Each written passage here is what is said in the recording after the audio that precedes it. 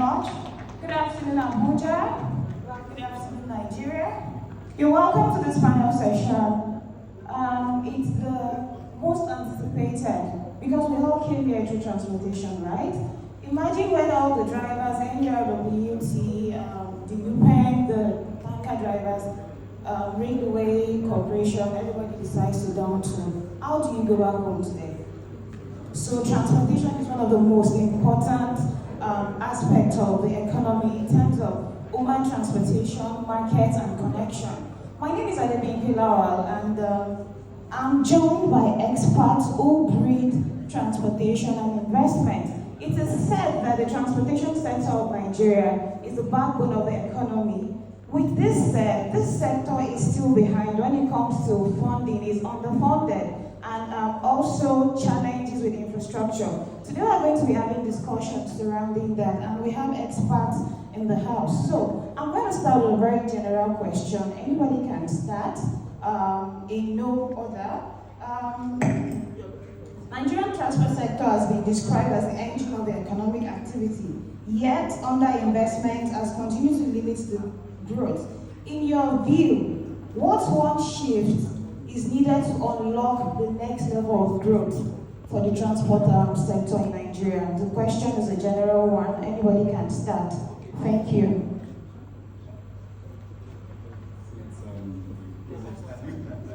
Maybe it's just natural that so basically, I think it's extremely wrong that it's a wrong situation.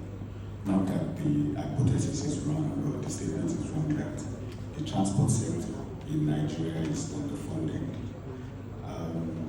There are certain parts of the sector, that is not underfunded, and coincidentally, you will find out that part or that those areas that are not underfunded are areas that are not very subject to government regulations.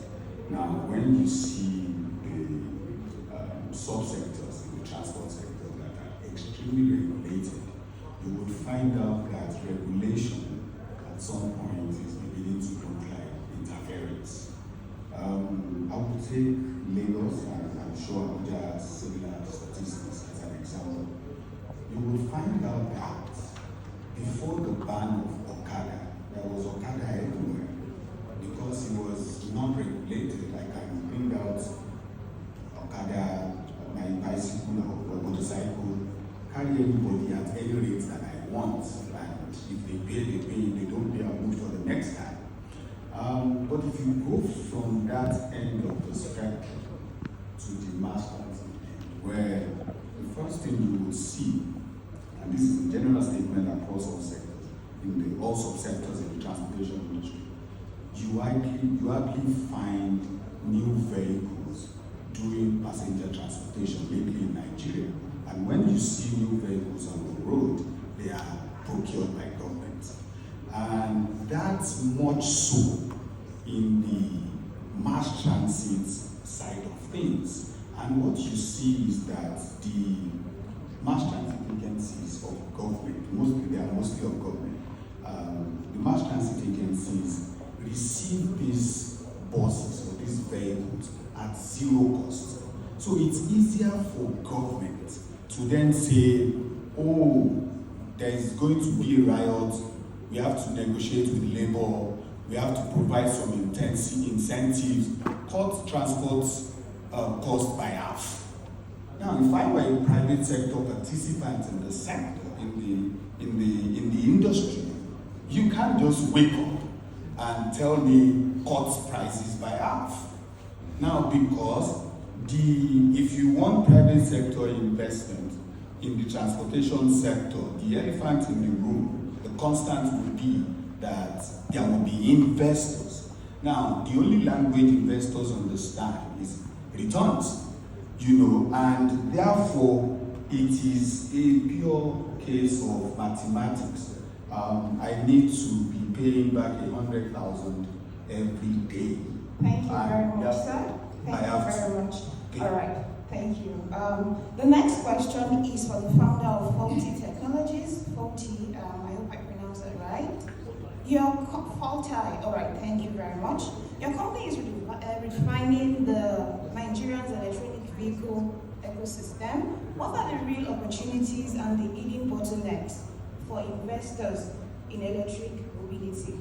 For investors in the room today, what are the opportunities and the bottlenecks for them? So thank you very much, and good afternoon, everyone. So every investor wants to have a ready business, right? And this is what most of those investors who are used to our market would want to see.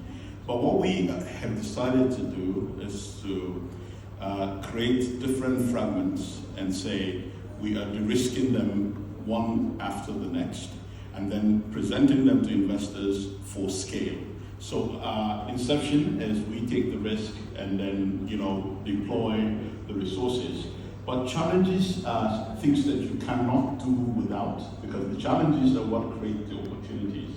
So what we've basically done in recent times, or in our venture, is basically to look at how to modernize the segment and the platform that allows those challenges to become more viable.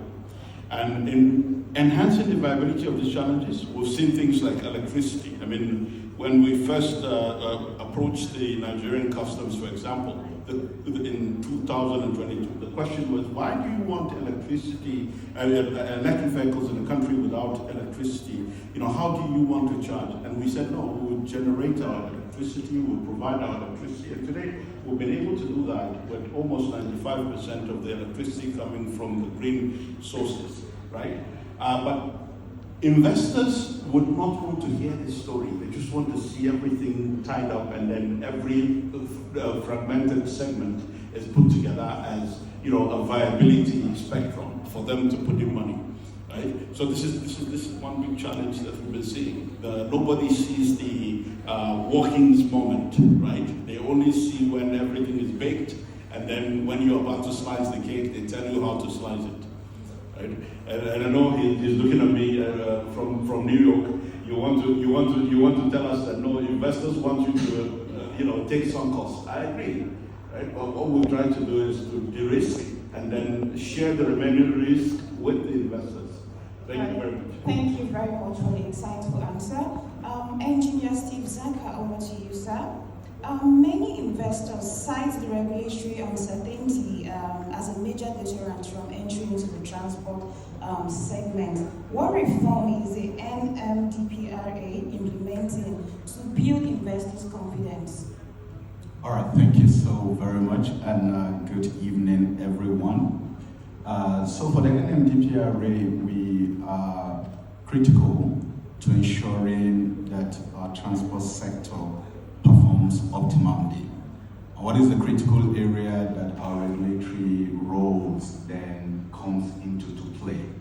Every transport sector requires an efficient energy system to run. So whether you're running road transportation, you need a fuel system that will then ensure that your road transportation business is being efficiently, just like you said, and economically viably run. If you move into the maritime, you will then also find that close to about 50% of the cost of your operation is actually into fuels. So the overarching value that we bring to ensure that the transportation ecosystem in Nigeria performs optimally is to then use regulation to ensure that energy for the transport system is readily available, it is accessible, and most importantly, it is affordable.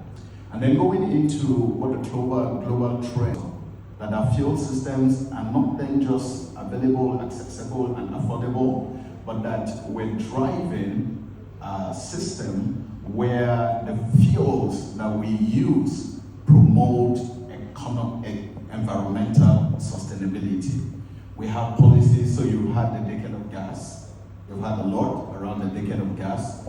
Now when you look at the decade of gas, you'll find that there are about 5 thematic areas that program of government drives. Number 1 thematic area is to ensure that gas is available, that the demand for gas is supported.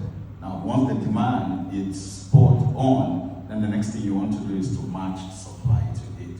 But then to tie demand and supply into an area where demand and supply drives the market optimally, then the pricing must be appropriate. So there's also pricing. Now, what connects supply to demand is infrastructure. So infrastructure is also being looked at critically in the decade of gas. But then now, because transportation is then critical, the decade of gas has then taken on an additional thematic area to then ensure that the mobility sector is then adequately provided with the energy that is required. So the presidential initiative of CNG is then another major policy drive that the NMDPRA is championing with the entire industry to ensure that aside from the conventional fuel that this sector has been used to, alternative fuels will then begin to be made available in the market, alternative fuels that are cheaper, that are cleaner, and that are abundantly available in Nigeria. We're going to go on and discuss quite a lot of policies, but I think these are some of the two major key policies that we're already driving. Fantastic, thank you very much, sir. To Mr. Obadina, good afternoon once again.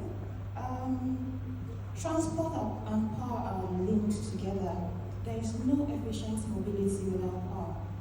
Looking at the current situation of Nigeria, the energy sector is getting better, but for investors that want to come in, how do they go about it? When do we start seeing charging hubs for electronic vehicles and all that in Nigeria? Because a lot of people say, what if I power my car and there's traffic? What will happen? So there are a lot of questions that people are still trying to get answers to. So I think it would be nice to clear that for the audience. Thank you very much, sir. Okay, thank you very much. Mr. Nachida earlier noted that one of the questions that's true that anytime you go into an environment with electric vehicles is how to power them, especially in a country where there is no power. Of course, the second being how do you maintain it, but that's not relevant to this conversation. Coincidentally, I believe that we've installed the most set of highest capacity of charging infrastructure in Nigeria today. And some of them are actually in Abuja here, somewhere across the road at the National Defense College, about 4 chargers that we've installed. And coincidentally, all of those chargers are run by solar. So for the past 1 year, all of the staff buses of the National Defense College are electric, and they don't pay a dime to anyone, either for power or for diesel or for petrol. They only charge those vehicles based on solar that they've installed on the roof of their car park. We have other clients that also use their existing power from the grid to charge their buses, and we've seen people using CNG, LNG generators to charge. I don't think power is going to ever be the constraint for the deployment or the adoption of electric vehicles, because even if you charge, it's not desirable, but even if you charge electric vehicles using diesel generators, and that's not desirable, I would say again, you still find out that the efficiency gain is extremely significant. One will deploy 2 electric buses. It's been 5 years in Lagos, and even while they are charging by diesel generators, they would spend about 45,000 naira a day charging those buses, whilst the other buses that run the same distance daily will spend over 100,000 on buying diesel fuel. So the efficiency is inherently there, but then you get so much more the more you move towards the renewable segment of the energy divide. All right, okay. Just a follow-up question to what you just said now. Fantastic. I'm sure a lot of people didn't know that solar panel buses are available in Abuja. How do we get this information out to everybody, to government agencies, to private people that want to go into it? I mean, if all these car hailing services can start using that model for transportation, large-scale transportation for logistics. How do we get the information down to everybody that needs? Because a lot of people are tired of queuing. Okay, there's no queue anymore. Going to the police station to buy. We are looking for alternatives. So I think there is lack of adequate information for everybody to do that. Okay, is just like the what is it called? Well, okay, I'll get to that. This conversion, CNG, like, okay, people know about CNG, a lot of people have converted, but I think we still need more discussions on electronic vehicles for people to know how to go about it. So what are you doing about that? Okay, so I think the best agent or the best party to amplify success stories like this will still be the government. At the initial stage of the administration, I believe that the focus, they were very laser focus on CNG, to the neglect, I would say, of electric vehicle. But lately, they have heard and we've engaged with PCNGI, and now they've said that their scope has been expanded to include electric mobility. And I think the more they start making moves in that sector and publicizing it, people, see it. There's a limit to which private sector players like us can do. We'd only deal with our clients. We'll put out newsletters. As far as it goes, is the much that we can publicize. All right, thank you very much, sir. Mr. Abu Malik, Mr. Ali, okay, sorry about that. So the logistics is an invisible force behind transport efficiency. Why do you see untapped opportunities for investors? Thank you for the question. Good evening. We are here representing Abuja Obama's transport company. Sorry, so let me just call. No. I had questions for OMSCO, but what I was told was there was no representative. So sorry about it. I think there was an oversight. So I have the questions for OMSCO already, but you could just answer this too.